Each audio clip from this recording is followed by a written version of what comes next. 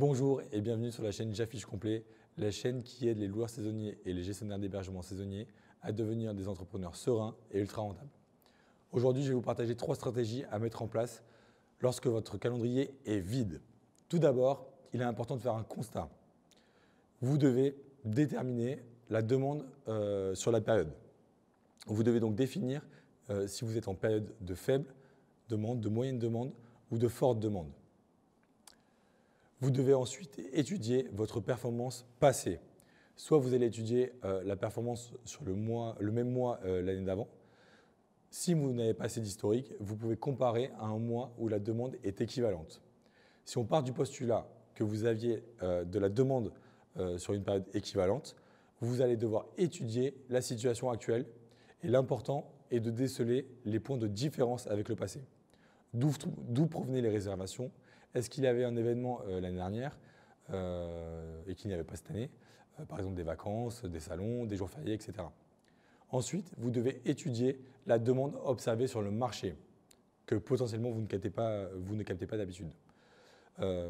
Pour étudier le marché, la source de données la plus riche et pour étudier la performance, c'est Adiana. Mais il est aussi possible de regarder rapidement sur Airbnb, Booking ou même Expedia.